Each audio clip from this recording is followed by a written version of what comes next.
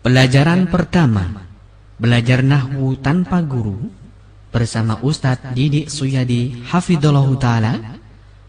Bab huruf sampai tanda isim. Selamat belajar.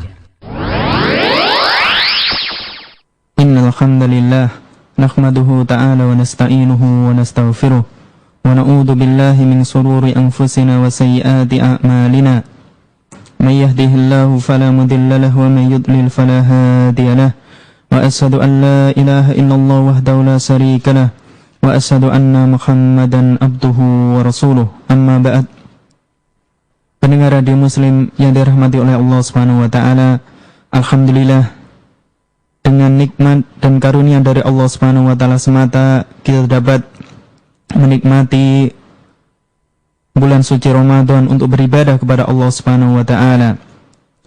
Dan insyaallah taala mulai hari ini kita akan bersama-sama belajar, akan mengisi waktu kita, mengisi Ramadan kita untuk mempelajari salah satu dari ilmu alat yang dijelaskan oleh para ulama, yaitu untuk memahami agama kita, agama Islam. Maka seorang muslim yang dia memiliki kemampuan, memiliki waktu untuk belajar, maka hendaknya dia bersungguh-sungguh untuk mempelajari ilmu alat, yaitu ilmu bahasa Arab, yang dengan bahasa Arab ini kita dapat mempelajari agama kita dengan benar, sebagaimana yang telah dipahami oleh para sahabat radhiyallahu ta'ala anhum. Pendengar radio Muslim yang dimuliakan oleh Allah Subhanahu wa taala, insyaallah kita akan belajar bersama-sama, yaitu salah satu cabang dari bahasa Arab, An-Nahwu, dan kita akan menggunakan kitab yang ditulis oleh Ustadz Aceh Zakaria bin Ahmad, yaitu Al-Muyassaru fi Ilmin Nahwi. Kitab ini tipis dan khusus membahas tentang ilmu nahwu, dan semoga Allah Subhanahu wa taala memudahkan kita untuk menyelesaikan kitab ini. Allah Subhanahu wa taala memberkahi apa yang kita pelajari, dan semoga dapat bermanfaat untuk kehidupan kita.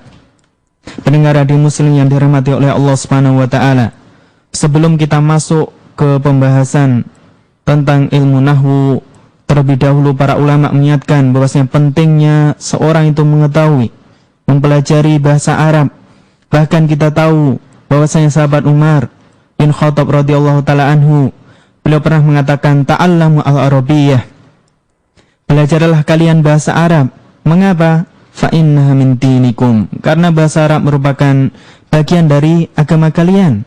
Maka sahabat Umar bin Khattab radhiyallahu taala anhu, beliau mengatakan bahwasanya namanya bahasa Arab itu merupakan bagian dari agama kita, agama Islam yang mulia. Maka hendaknya seorang muslim dia bersungguh-sungguh ketika diberikan kelonggaran oleh Allah Subhanahu wa taala, diberikan kemampuan oleh Allah Subhanahu wa taala, maka dia memanfaatkan waktunya untuk mempelajari agama Islam, dan salah satu adalah ilmu alat, yaitu bahasa Arab. Bahkan Imam Syafi'i rahimahullahu taala, beliau pernah mengatakan bahwasanya orang yang dia bahasa Arabnya mendalam, terutama ilmu nahwunya itu mendalam, maka Allah Subhanahu wa taala akan membukakan pintu ilmu yang lain baginya. Imam Syafi'i rahimahullahu taala beliau mengatakan, man tabakhkhara fin nahwi ihtada ila kullil ulum.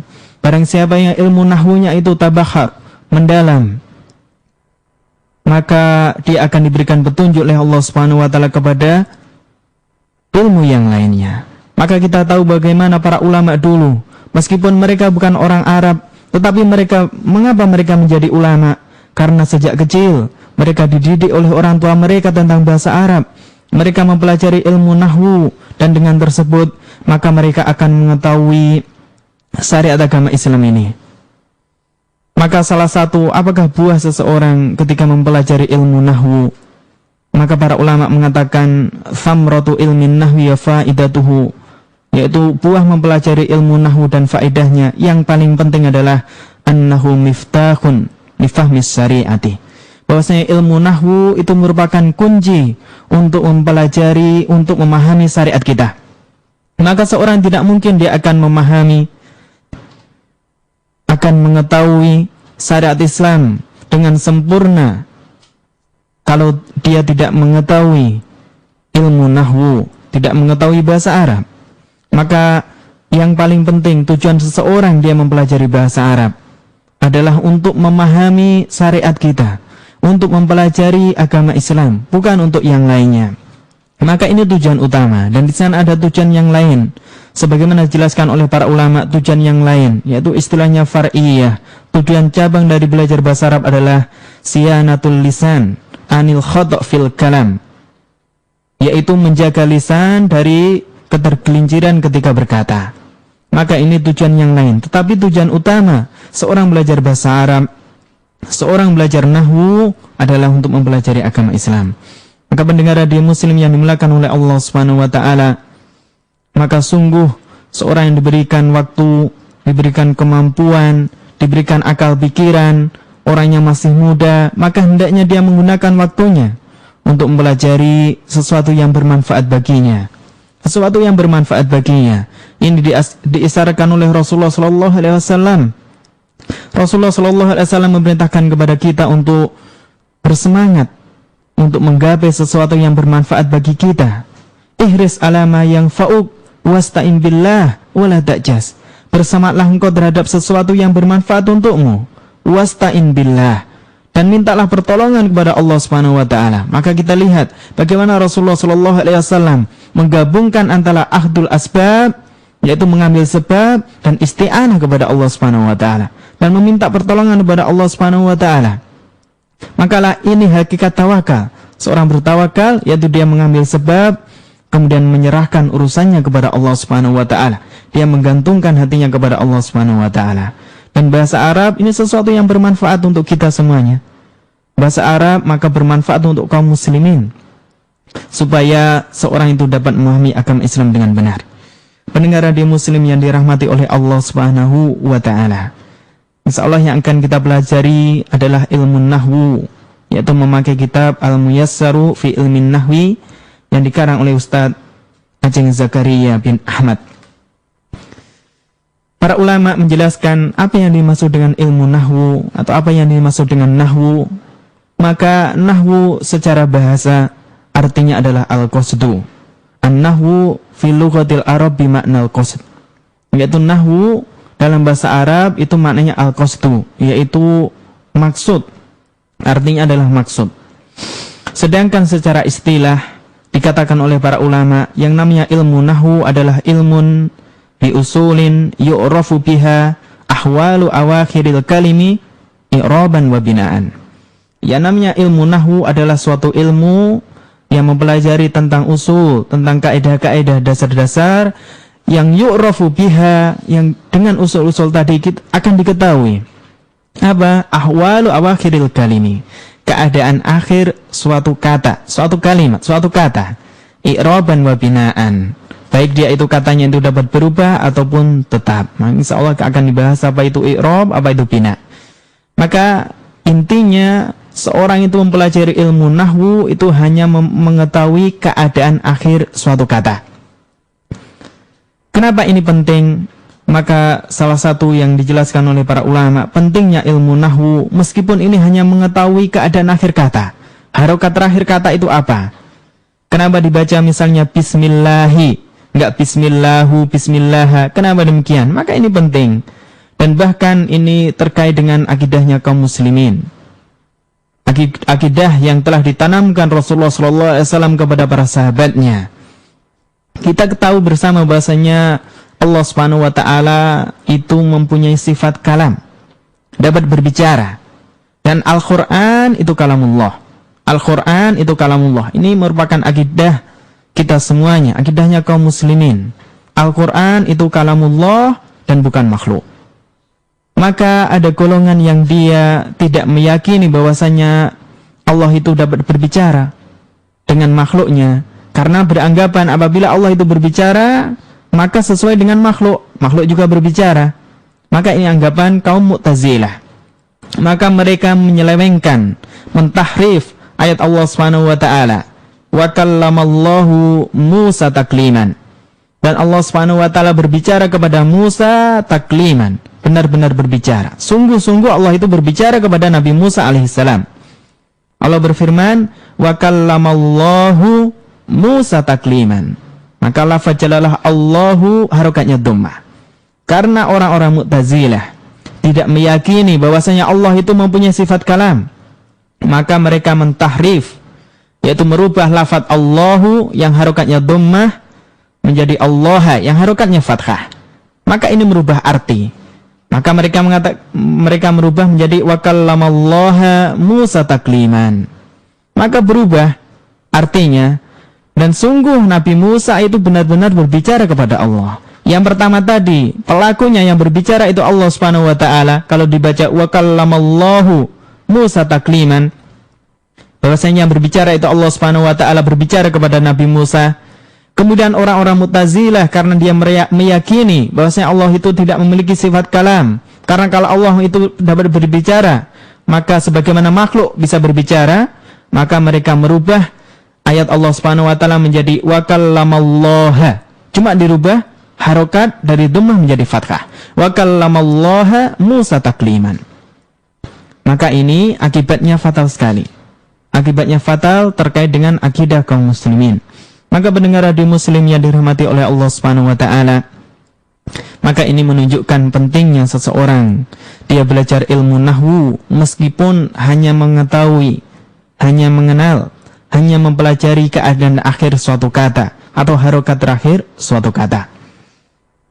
Pendengar radio muslim yang dirahmati oleh Allah Subhanahu wa taala, langsung saja kita masuk ke dalam kitab Muyassar, yaitu kita masuk ke halaman yang pertama, yaitu langsung membahas tentang permasalahan huruf. Dalam bahasa Arab, unsur terkecil dari suatu kata itu namanya huruf.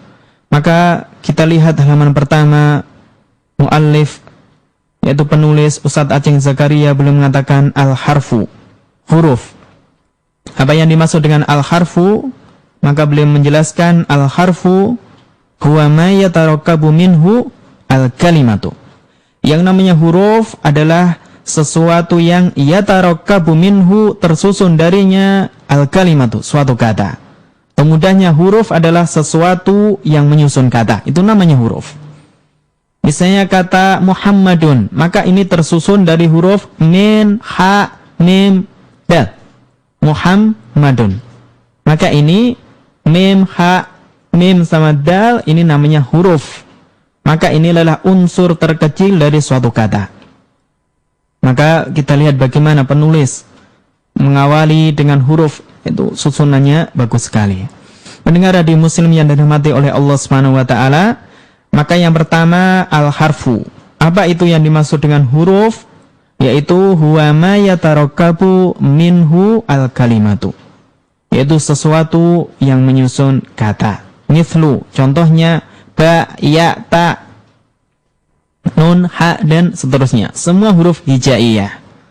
Ini namanya huruf, yaitu yang menyusun kata. Yang menyusun kata. Insya Allah bisa difahami. Bahasanya ini unsur terkecil dari bahasa Arab, yaitu huruf. Terdiri dari huruf hijaiyah tentunya. Huruf hijaiyah. Atau namanya huruf muqatta'ah. Kemudian penulis Ustadz Aceng Zakaria belum melanjutkan. Yang kedua adalah al-kalimatu. Kalimat. Dalam bahasa Indonesia namanya kata. Maka jangan bingung kalau al-kalimatu di sini maksudnya kata untuk bahasa kita, bahasa Indonesia. Apa yang dimaksud dengan kata? Al-kalimatu hiya lafdun lahu maknan. Yang namanya kalimat, bahasa Arabnya kalimat, sedangkan dalam bahasa Indonesia kata. Apa itu kata? Lafdun lahu maknan. Lafad yang memiliki makna, itulah kata. Maka kata itu lafad. Maka sesuatu yang tidak dilafadkan tidak dikatakan kata dalam bahasa Arab oleh ulama nahwu. Kemudian tidak setiap kata, tidak setiap lafad itu dikatakan kata, tetapi di sana ada syaratnya, lahu maknan, yang memiliki makna. Maka seorang yang berkata, seorang yang melafadkan sesuatu enggak diketahui, enggak dimengerti maknanya, maka tidak dikatakan kata. Maka penulis beliau mengatakan bahwasanya yang namanya al-kalimatu hiya lafdun lahu maknan.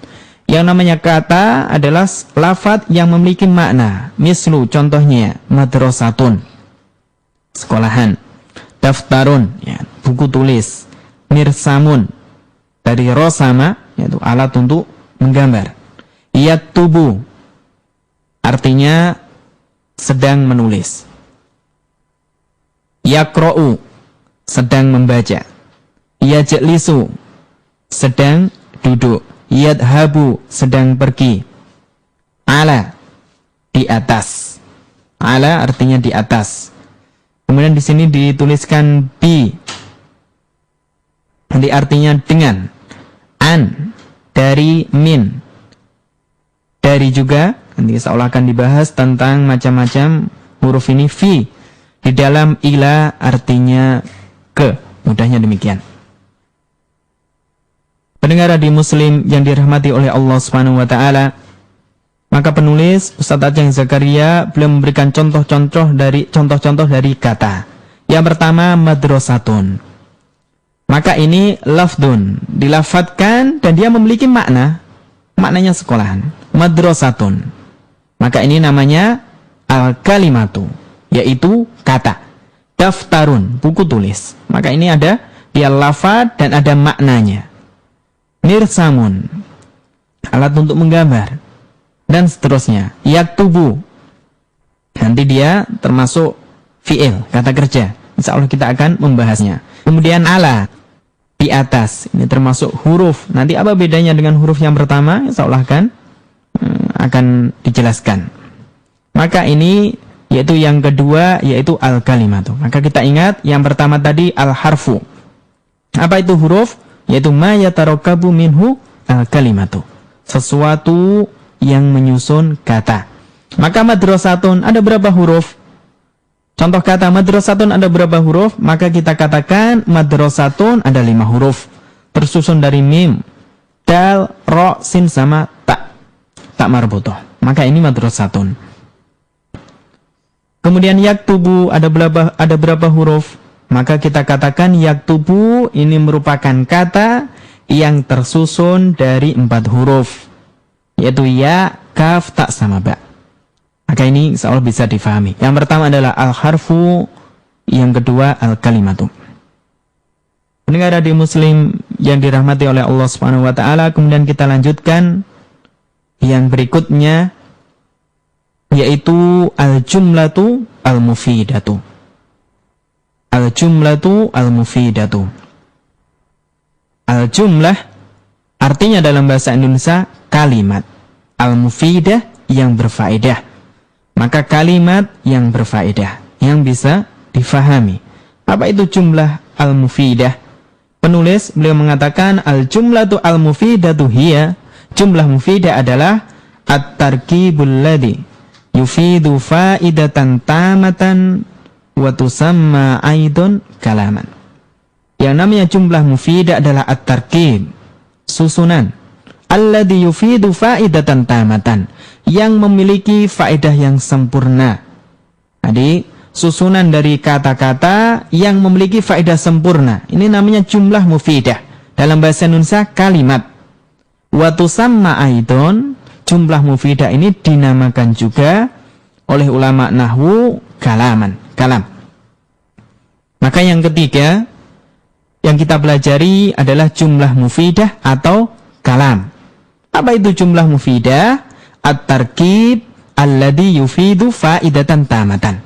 Susunan, maksudnya susunan kata-kata yang memiliki faedah sempurna. Inilah jumlah mufidah atau kalam. Mislu, contoh. Huwa yajlisu alal kursiyyi. Dia, seorang laki-laki, sedang duduk di atas kursi. Huwa yajlisu alal kursiyyi. Maka kita lihat ini namanya jumlah mufidah. Kenapa dinamakan jumlah mufidah? Karena dia tersusun dari beberapa kata. Apakah cukup demikian? Tidak. Dan dia memiliki faedah yang tamah, yang sempurna. Maka ini namanya jumlah mufidah. Maka penulis memberikan contoh huwa yajlisu alal kursiyyi. Dia seorang laki-laki sedang duduk di atas kursi. Maka kalimat ini terdiri dari 4 kata. Yang pertama huwa, yang ketiga yajlisu, yang kedua yajlisu, yang ketiga ala, yang keempat al-kursiyyi. Maka susunan kata-kata ini dan memberikan faedah yang sempurna, maka ini namanya al-jumlah al-mufidah atau kalam. Huwa yajlisu alal kursiyyi. Kemudian contoh yang lain dan dibawakan oleh penulis, ana aktubu fid daftari. Ana aktubu fid daftari. Saya sedang menulis di buku tulis. Saya sedang menulis di buku tulis. Maka ini juga namanya jumlah mufidah. Kenapa? Karena tersusun dari beberapa kata dan kata-kata tersebut memberikan faedah sempurna. Bisa difahami oleh pendengar. Ana aktubu fid daftari. Saya sedang menulis di buku tulis. Maka ana ini kata yang pertama, aktubu kata yang kedua, fi kata yang ketiga, ad-daftari kata yang keempat. Maka ana aktubu fid daftari tersusun dari 4 kata. Ada berapa huruf? Banyak sekali hurufnya. Kemudian yang dibawakan oleh penulis berikutnya contohnya adalah aliyun maridun. Ali sakit. Aliyun maridun, Ali sakit, ini namanya jumlah mufidah.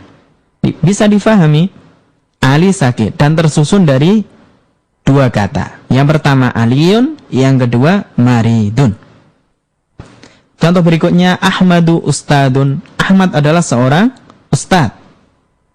Kemudian contoh yang lain huwa ghaniyun. Dia orang yang kaya. Maka contoh-contoh yang dibawakan oleh penulis dalam kitab Al-Muyassar fi Ilmin Nahwi, yaitu contoh untuk jumlah mufidah, kita bisa lihat bahwasannya yang namanya jumlah mufidah itu susunan kata-kata yang memberikan faedah yang sempurna. Dan nama lain jumlah mufidah adalah kalam. Nama lain jumlah mufidah adalah kalam. Pendengar radio Muslim yang dirahmati oleh Allah Subhanahu wa taala. Kemudian para ulama nahwu memberikan definisi kalam. Di sana yang penting untuk kita ingat semuanya ada surudul kalam atau definisi kalam atau syarat dari kalam. Apa yang dimaksud dengan kalam? Maka suatu susunan kata-kata dinamakan kalam jika terpenuhi 4 syarat. Kita ingat, perhatikan bahwasanya suatu kata, suatu jumlah, suatu kalimat, dia dikatakan kalam apabila terpenuhi 4 syarat. Para ulama nahwu mengatakan al-kalam huwal lafdu al-murakkabu al-mufidu bil wad'i. Yang namanya kalam, dia yang pertama harus al-lafdu, lafad. Maka dari sini tulisan itu tidak termasuk kalam. Yang namanya lafad dikatakan oleh para ulama yaitu an-nutqu bil lisan bi ba'dil hurufi al-hijaiyah, yaitu sesuatu yang diucapkan dengan lisan dan itu bagian dari huruf-huruf hijaiyah. Atau as-sautu al-mustamilu ala ba'dil hurufi al-hijaiyah, yaitu suara yang dia itu mengandung sebagian huruf-huruf hijaiyah. Maka ini namanya lafad. Maka tulisan ya, tidak dinamakan kalam oleh ulama nahwu. Maka yang pertama, sesuatu yang dinamakan kalam yang dia harus terpenuhi 1 syarat. Yang pertama yaitu al-lafdu, lafad. Kemudian yang kedua al-murakkabu, murakkab, yaitu dia itu murakkab. Apa itu murakkab? Maka dijelaskan oleh para ulama, yang namanya murakkab ma tarakkaba min kalimataini fa aktsar, yaitu sesuatu yang tersusun dari 2 kata atau lebih. Artinya namanya murakkab itu tersusun dari 2 kata atau lebih. Dia tersusun dari 2 kata atau lebih. Hakikian au hukman, baik itu memang benar-benar tersusun dari 2 kata atau dihukumi aslinya 2 kata. Maka ini namanya murakkab. Contoh murakkab. Misalnya qama Zaidun, Zaid berdiri. Maka ini murakkab tersusun dari 2 kata. Kata yang pertama qama, dia kata, kenapa? Memiliki arti, artinya berdiri. Zaidun ini juga kata yang memiliki, yaitu dia termasuk nanti isim. Maka qama Zaidun, Zaid berdiri, maka ini namanya kalam nanti. Namanya kalam karena bisa difahami juga. Jadi qama Zaidun ini murakkab, tersusun dari dua kata. Maka diingat syarat yang pertama al-lafdhu, lafaz harus diucapkan dan ini menggunakan sebagian dari huruf-huruf hijaiyah. Kemudian yang kedua al-murakkab, tersusun dari dua kata atau lebih. Baik itu hakiki atau nanti dihukumi aslinya dua kata. Kemudian yang ketiga al-mufidu, memberikan faedah. Apa itu maksud al-mufidu? Maka para ulama nahwu mengatakan yaitu ma afada faidatan tamatan yasunu sukutul mutakallimi 'alaiha. Yaitu yang memberikan faedah sempurna dan bisa difahami. Perkataan mutakallim tersebut, orang yang berbicara bisa difahami oleh pendengar. Jadi pendengar itu ketika kita mengucapkan sesuatu misalnya qama Zaidun, Zaid berdiri, maka bisa ditangkap oleh pendengar bahwasanya Zaid itu berdiri. Dia tidak akan bertanya lagi apa maksudnya. Maka ini namanya mufid, berfaedah. Itu langsung bisa ditangkap oleh pendengar. Itu namanya mufid, berfaedah. Kemudian yang keempat bil wad'i. Bil wad'i. Para ulama menjelaskan apa yang dimaksud dengan bil wad'i. Mereka berselisih pendapat apa maksud dengan bil wad'i. Ada yang mengatakan yaitu dengan menggunakan bahasa Arab, dan yang kedua pendapat yang kedua bil qasdi, yaitu orang yang mengucapkan kalimat tersebut harus dengan niat, ada maksudnya. Tapi wallahu a'lam, yang dikuatkan oleh sebagian para ulama nahwu, yang dimaksud dengan bil wad'i yaitu dengan menggunakan bahasa Arab. Jadi syarat kalam itu ada 4. Diingat, yang pertama al-lafdu, yang kedua al-murakkabu, yang ketiga al-mufidu, yang keempat bil wad'i, yaitu dengan menggunakan bahasa Arab. Maka misalkan ada contoh idza jaa al-ustadu, ya kan? Idza jaa al-ustadu, apabila ustad datang. Terdiri dari berapa kata? Ada 3 kata. Yang pertama idza, yang kedua jaa, yang ketiga al-ustadu. Lafat enggak? Ya, saya lafatkan. Murakkab enggak? Murakkab. Terdiri dari 3 kata. Kemudian kita lihat timbangan yang ketiga, mufid enggak? Berfaedah enggak? Orang yang mendengar itu ketika mengucapkan idza jaa, kita ucapkan misalnya idza jaa al-ustadu, apabila atau jika ustad datang. Orang yang mendengar faham enggak maksudnya? Maka enggak faham, ya. Kalau ustad datang itu terus mengapa, ya kan? Maka misalnya idza jaa al-ustadu, ya kan, yaskutu at-talamidu, apabila ustad datang maka murid-murid itu akan diam. Maka ini orang faham. Maka kita ingat, beda dengan jaa al-ustadu. Kalam bukan, jaa al-ustadu, maka kita katakan, kita hukumi jaa al-ustadu kalam. Meskipun dia terdiri dari cuma 2 kata, ya kan. Kalau terdiri dari 3 kata, tadi malah bukan kalam. Idza jaa al-ustadu. Kenapa bukan kalam? Karena tidak memenuhi syarat yang ketiga, yaitu enggak mufid. Padahal kalau cuma 2 kata maka mufid. Jaa al-ustadu, ustad datang. Ya faham orang, ustad datang, ya kan. Tapi kalau jika ustad datang, ya, enggak faham. Kemudian contoh yang lain misalnya, bapak, ya kan, bapak sedang berpuasa, ya kan. Kalam bukan? Maka kita katakan kalam bukan, lafad bukan? Lafad. Murakkab bukan? Murakkab, ya kan. Mufid bukan? Mufid enggak? Mufid. Kemudian bil wad'i enggak? Enggak. Maka tidak dinamakan kalam. Maka perkataan memakai bahasa Indonesia, ya kan, atau bahasa-bahasa selain bahasa Arab, maka tidak dikatakan kalam oleh ulama nahwu, ya kan. Bapak makan sahur, maka tidak dikatakan kalam. Kenapa? Karena tidak bil wad'i, tidak menggunakan bahasa Arab. Maka harus kita ketahui bahwasanya syarat kalam ada 4. Jadi kalam atau kalimat atau jumlah mufidah itu dihukumi sebagai jumlah mufidah jika terpenuhi 4 syarat. Diingat, yang pertama al-lafdu, lafaz. Apa maksudnya? Yaitu as-sautu al-mustamilu ala ba'dil huruf al-hijaiyah. Itu suara yang mengandung sebagian huruf-huruf hijaiyah. Zaidun, ya, lafaz. Umaru, ya, dan seterusnya. Kemudian murakkab. Apa maksud murakkab? Minimal tersusun dari 2 kata. Itu murakkab. Atau dihukumi demikian. Ya. Maka ini namanya murakkab. Dan diingat, tidak setiap yang tersusun dari 2 kata atau bahkan lebih dari 2 kata dia dikatakan kalam. Harus memenuhi syarat yang berikutnya, yaitu al-mufidu, mufid, berfaedah.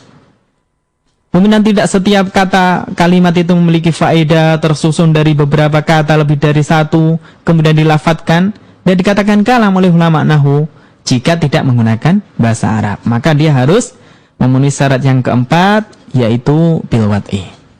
Maka pendengar radio Muslim yang dirahmati oleh Allah Subhanahu wa taala, maka inilah 4 syarat kalam, 4 syarat kalimah al-mufidah yang dijelaskan oleh para ulama. Maka perlu kita ingat, yang pertama al-lafdu, al-murakkabu, al-mufidu bil wad'i. Kemudian penulis beliau melanjutkan dalam kitabnya Al-Muyassar fi Ilmin Nahwi, yaitu aqsamul harfi, macam-macam huruf. Tadi dijelaskan yang pertama adalah huruf, yang kedua adalah al-kalimat, kata. Kemudian yang ketiga al-jumlatu al-mufidatu atau nama lainnya kalam.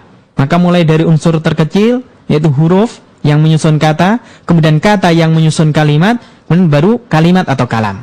Dan syaratnya tadi sudah dijelaskan ada 4. Sekarang masuk ke perinciannya yang paling awal, yaitu perincian huruf. Aqsamul harfi, macam-macam huruf. Dalam bahasa Arab dijelaskan oleh penulis Muyassar bahwasanya aqsamul harfi, macam-macam huruf ada 2 macam. Jadi huruf dalam bahasa Arab ada 2. Yang pertama harfun hijaiyun, huruf hijaiyah, atau nama lainnya mabaniyun, harfun mabaniyun, huruf mabani.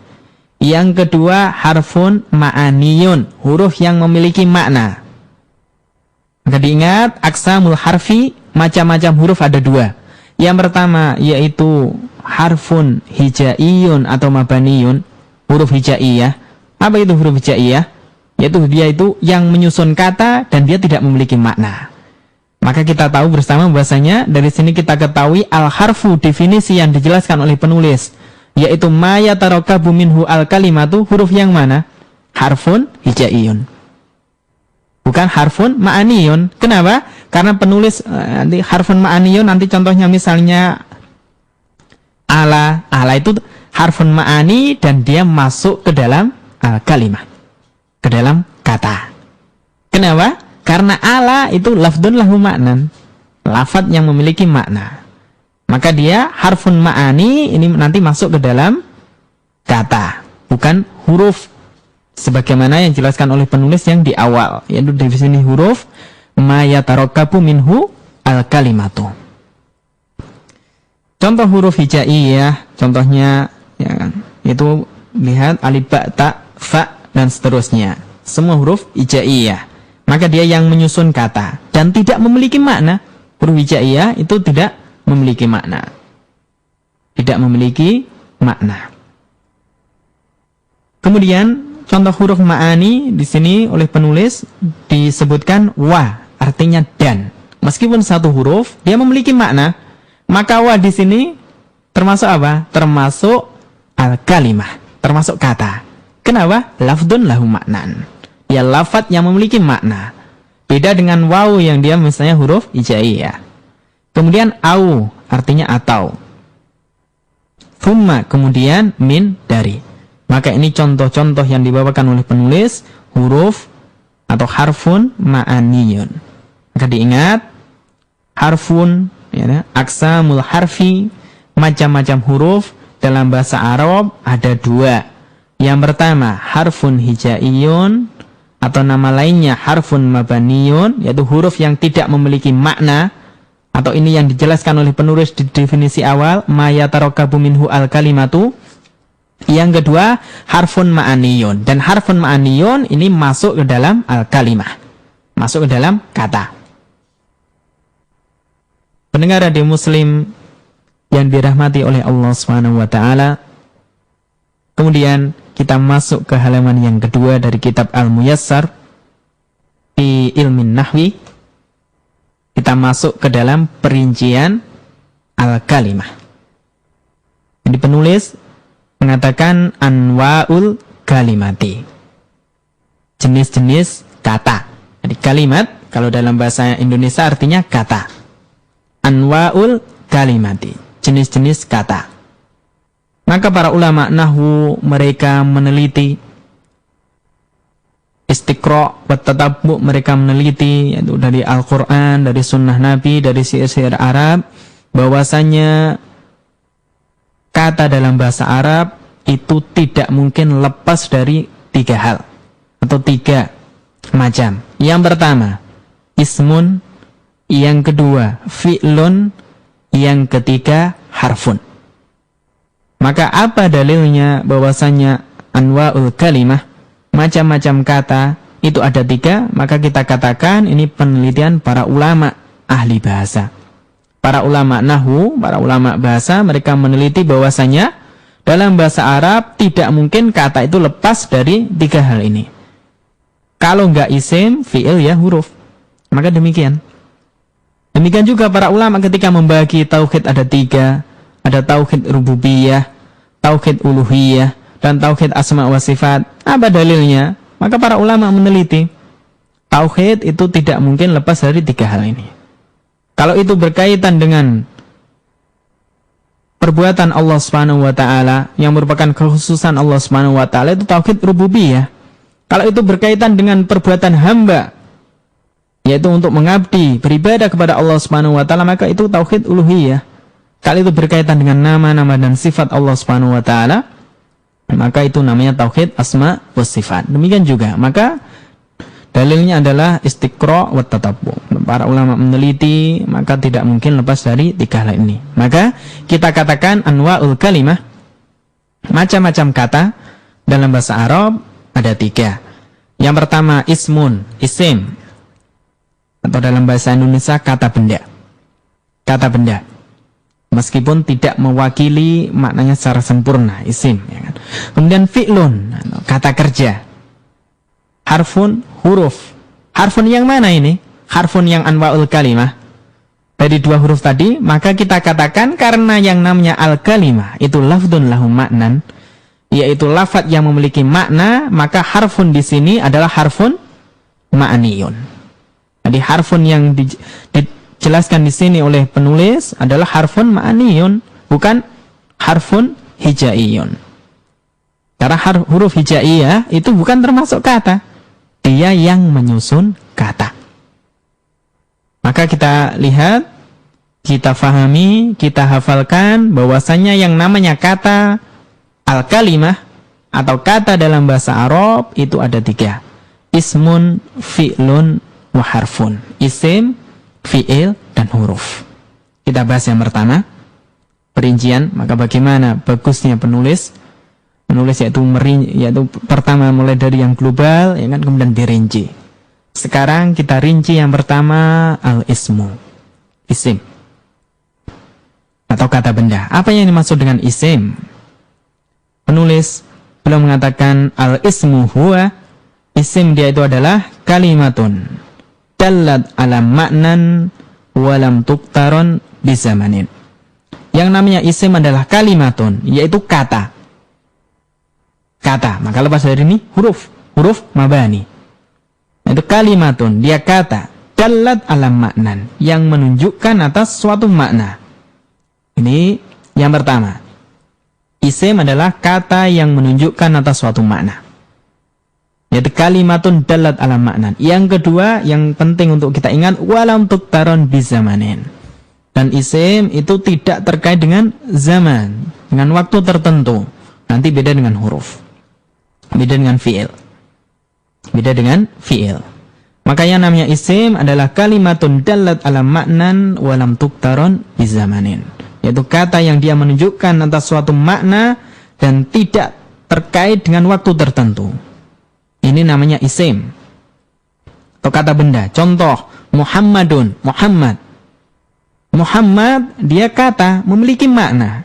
Muhammad nama, ya kan? Ustadun, ustad, artinya ustad. Tilmidun, seorang murid. Khailun, kuda, ya kan? Kalbun, anjing, ya kan? Kitun, kucing. Daftarun, buku tulis. Mirsamun, ya kan? Alat untuk menggambar. Tobasirun, papan tulis. Samsun, ya kan? Matahari. Komarun, bulan. Asjarun, pohon-pohon. Maka ini semuanya dikatakan isim, kata benda. Karena dia kenapa? Yang pertama, kalimatun dalat alam maknan. Jadi contohnya misalnya tilmidun. Dia kata, tersusun dari beberapa huruf hijaiyah, ta, lam, mim, ya, sama dzal. Maka ini namanya kata. Dan memiliki makna. Maka ini namanya kata. Karena dia, yaitu lafdun lahu makna. Tersusun dari beberapa huruf hijaiyah dan memiliki makna. Kemudian walam tuktaron bizamanin. Dan tilmidun itu tidak terkait dengan waktu tertentu. Waktu sekarang akan datang atau lampau. Maka ini namanya isim. Jadi yang pertama adalah isim. Maka syarat isim, kita lihat definisi dari isim ada dua. Yang pertama, kalimatun dalat alam maknan. Ya, suatu kata yang menunjukkan atas makna. Sudah memiliki makna. Maka ini nanti tidak termasuk di sana, yaitu huruf. Huruf itu, dia itu maknanya tidak bisa difahami secara sempurna, kecuali apabila bersambung dengan kata yang lain. Nanti insya Allah kita akan bahas tentang huruf. Jadi yang pertama adalah kalimatun dalat alam makna. Dia suatu kata yang memiliki makna tertentu. Ini yang pertama. Yang kedua apa? Untuk membedakan dengan fi'il nanti, walam tuktaron bizamanin. Dan dia tidak terkait dengan waktu tertentu. Maka ini adalah isim. Selalu bisa difahami. Kemudian kita masuk ke alamatul ismi. Tanda-tanda isim. Jadi isim atau kata benda itu memiliki tanda-tanda. Apabila kita membaca Al-Quran, membaca hadis Rasulullah SAW, maka kita akan tahu kata tersebut isim atau bukan jika dia terpenuhi atau ada tanda-tanda yang disebutkan oleh penulis di sini. Maka alamatul ismi, tanda-tanda isim. Maka tanda isim ini nanti sebagai pembeda antara dia dengan fi'il atau huruf. Tanda isim disebutkan oleh penulis ada 4. Yang pertama al-khafdu, khafat. Atau nama lainnya al-jarru, jar. Jadi al-khafdu atau al-jarru. Mislu, contoh. Bismillahirrahmanirrahim. Bismillahi. Jadi ismi, setelah huruf ba, ismi, bismi. Maka ismi di sini kita katakan dia isim. Kenapa isim? Karena dia al-khafdu atau al-jarru. Karena dia apa? Dikasroh. Dikhafat. Dikasroh. Ismi, bukan bismu atau bisma. Maka bismi, maka dia ismi isim. Allahi, lafaz jalalah Allah. Bismillahi, maka lafaz jalalah Allahi kita katakan isim. Kenapa isim? Karena dia ada tandanya, yaitu al-khafdu atau al-jar kasroh. Ar-Rahmani juga isim, Ar-Rahimi juga isim. Maka dalam kalimat, dalam jumlah mufidah, Bismillahirrahmanirrahim, ada berapa isim? 1, 2, 3, 4. Ada 4 isim di sana. Yang pertama ismi, yang kedua lafaz jalalah Allah, yang ketiga Ar-Rahmani, yang keempat Ar-Rahimi.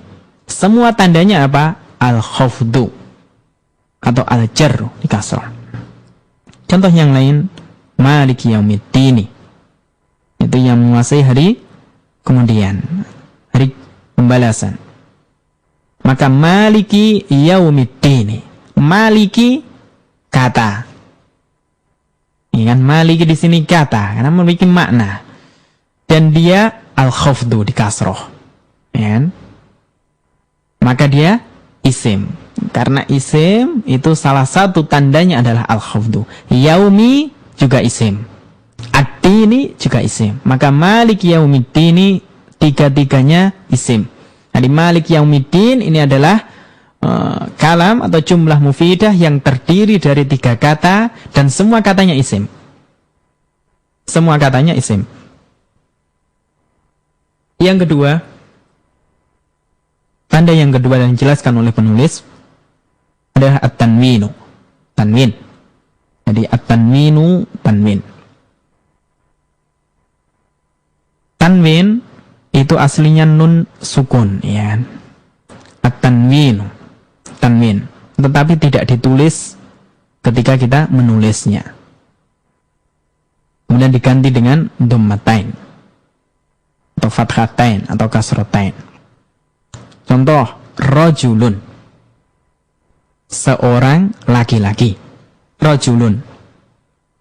Maka rajulun di sini adalah yaitu kalimatun dalat ala maknan. Dia kata yang memiliki makna. Walang tuktaron bizamanin, dan tidak terkait dengan waktu. Rajulun itu tidak terkait dengan waktu sekarang, akan datang atau lampau. Artinya seorang laki-laki dan dia ditanwin. Maka rajulun dikatakan isim, kenapa? Karena dia memiliki tanda, yaitu harokat huruf terakhirnya tanwin. Imra'atun, demikian juga ditanwin. Seorang perempuan. Waladun, seorang anak laki-laki, ditanwin juga. Bintun, seorang anak perempuan, juga ditanwin. Kemudian yang ketiga, al-alifu wal-lamu, alif dan lam. Atau kita katakan al. Ya, atau kita katakan al. Atau ada ulama nahwu yang mengatakan al-alifu wal-lamu. Tidak masalah, al atau al-alifu wal-lamu. Misal contoh, maka al atau alif lam ini nanti letaknya di awal kalimat. Letaknya di awal kalimat. Kalau tanwin sama khafdu tadi di akhir kata, di akhir katanya. Kalau ini di awal kata. Contoh al-ustadu, seorang ustad. Laki-laki. Al-ustadatu, ya, ustad, ustada, ustad perempuan, ya. At-talibu, seorang murid laki-laki, penuntut ilmu laki-laki. At-talibatu, penuntut ilmu perempuan. Maka ini semuanya dikatakan isim. Kenapa? Karena dia ada tandanya, yaitu al atau al-alifu wal-lam. Dan kita ingat, hukum asal isim itu ditanwin. Tanda yang pertama tadi al-khafdu, yang kedua at-tanwinu, yang ketiga adalah al-alifu wal-lam. Kemudian ada kaidah bahwasanya hukum asal isim itu ditanwin. Maka kita katakan rajulun, tilmidun, waladun, imra'atun, bintun, dan seterusnya. Kemudian ini hukum asal isim ditanwin. Kemudian tidak mungkin antara tanwin dan alif lam atau al bergabung dalam satu kata. Artinya kalau kata tersebut sudah ditanwin, nggak boleh diberi alif lam. Kalau ada alif lam, nggak boleh ditanwin. Maka nggak boleh kita katakan al-ustadun. Maka ini salah.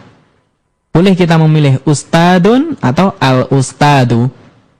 Ya, nggak boleh kita katakan at-tilmidun, ya kan? Tilmidun atau at-tilmidu, dan seterusnya. Jadi kaidahnya bahwasanya tidak mungkin antara tanwin dan alif lam bergabung dalam satu kata. Dipilih salah satu, ditanwin atau pakai alif lam. Yang keempat, huruful jarri atau huruful khafdi, yaitu huruf jar. Huruf jar ini tanda isim.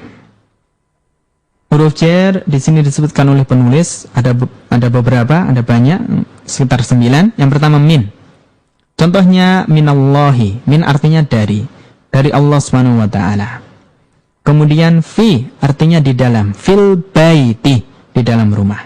Maka dalam kata minallahi, dari Allah, maka Allahi kita namakan lafaz jalalallah ini isim. Kenapa? Karena kemasukan huruf jar min.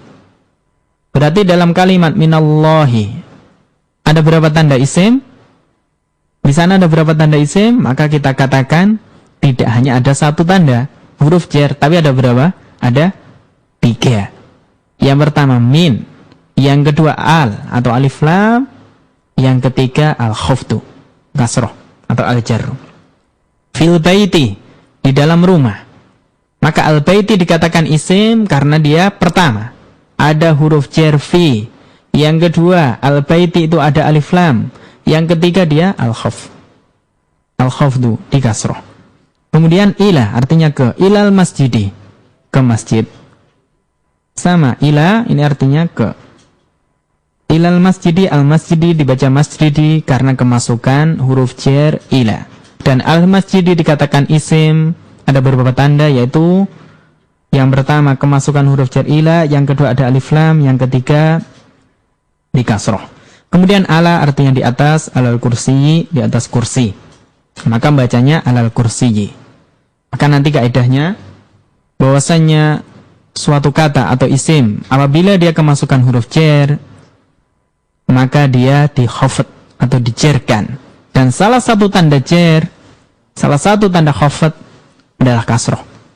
Maka nggak boleh dibaca alal kursiyu, alal kursiya, nggak boleh, alal kursiyi. Pendengar radio muslim yang dimuliakan oleh Allah Subhanahu wa taala, demikianlah untuk pertemuan hari ini sedikit yang kita pelajari dari kitab Al-Muyassar fi Ilmin Nahwi. Kita sampai halaman yang kedua tentang alamatul ismi. Di intinya bahwasanya alamat isim ada 4, al-khafdu, at-tanwinu, al-alifu wal lamu. Yang keempat huruful jarri. Maka kita ingat kesimpulannya pelajaran pada hari ini, kita belajar tentang masalah huruf ma yatarakabu minhu al-kalimatu, yaitu sesuatu yang menyusun kata. Di sini maksudnya huruf mabani atau huruf hijaiyah. Kemudian yang kedua al-kalimatu, yaitu kata lafdun lahu maknan, lafadz yang memiliki makna dan contoh-contohnya. Kemudian yang ketiga al-jumlatu al-mufidatu atau al-kalam. Kemudian tadi syarat-syarat kalam ada 4, al-lafdu al-murakabu al-mufidu bil wad'i. Kemudian anwa'ul harfi, macam-macam huruf ada 2, harfun mabaniyun, harfun ma'aniyun. Kemudian kita bahas anwa'ul kalimati, macam-macam atau jenis-jenis kata ada 3, isim, fi'il, huruf. Kemudian definisi isim, dan yang terakhir ciri-ciri atau tanda-tanda atau alamat dari isim. Ya, semoga yang kita pelajari pada pagi hari ini bermanfaat untuk kita semuanya. Semoga Allah Subhanahu wa taala memberikan kefahaman, kemudahan bagi kita untuk mempelajari agamanya, salah satunya dengan belajar bahasa Arab. Ya, Allah.